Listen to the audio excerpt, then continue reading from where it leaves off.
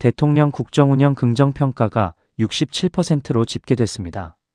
2주 전보다 4%포인트 상승했고 취임 이후 최고치입니다. 부정평가는 25%로 하락했습니다. 정당 지지율도 함께 움직였습니다. 여당은 45%, 제1야당은 17%입니다. 특히 야당은 직전 조사 대비 5%포인트 하락했습니다.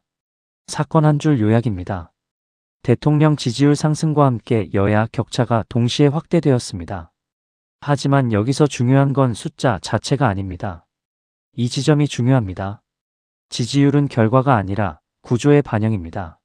우리는 왜 올랐는가가 아니라 어떤 힘이 어디에서 이동했는가를 봐야 합니다. 민심의 가늠자로 불리는 중도층에서 여당 43%, 야당 9%라는 결과가 나왔습니다. 이 수치는 단순한 격차가 아닙니다. 정치 구조에서 확장성이 어디에 있는지를 보여줍니다. 보수 지지 기반이 단단한 지역에서도 양당 지지율이 동률로 나타났습니다.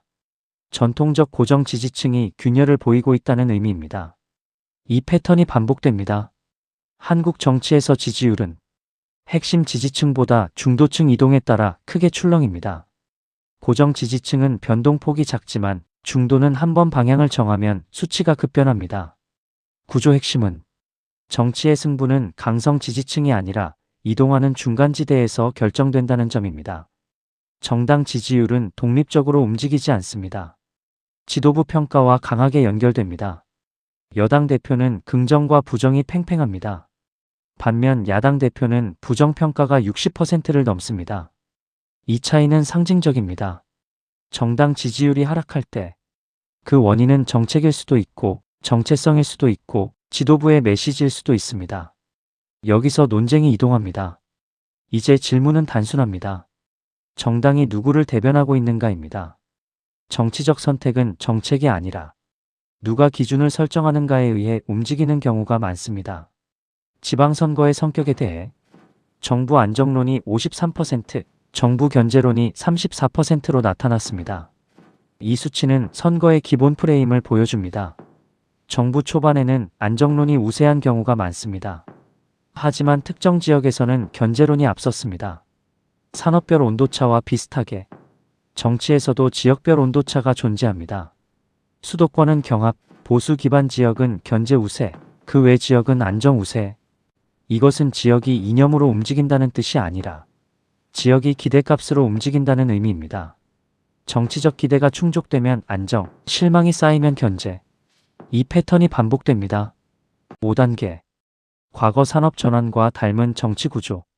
과거 산업 전환을 떠올려보면 구조는 늘 같은 방식으로 이동했습니다. 제조업에서 IT로, 오프라인에서 플랫폼으로. 처음에는 핵심 고객이 움직이고 그 다음 중간층이 이동하고 마지막에 전체 흐름이 바뀝니다. 정치도 다르지 않습니다. 중도층 이동 정당 재편 압박, 지도부 변화 메시지 수정, 기업 선택 구조와도 닮았습니다. 기업은 시장의 요구가 바뀌면 브랜드를 재정비하거나 리더십을 교체합니다. 정당도 동일합니다. 지지층이 이동하면 지도부와 노선이 압박을 받습니다. 정치 역시 시장 구조 안에 있습니다. 윤 전 대통령에 대한 1심 선고에 대한 평가도 갈렸습니다. 가볍다 42%, 적절하다 26%, 잘못됐다 23%. 이 수치는 형량 평가가 아니라 정치적 인식의 분포를 보여줍니다. 정치에서 사법 이슈는 지지층 결집 요인으로 작동할 수도 있고 이탈 요인으로 작동할 수도 있습니다. 정당이 어떤 메시지를 선택하느냐에 따라 확장 전략이 될 수도 고립 전략이 될 수도 있습니다. 이 지점이 중요합니다. 정당이 선택해야 할 질문은 단순합니다.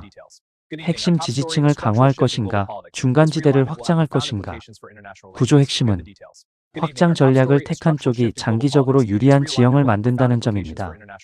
결국 핵심은 구조입니다.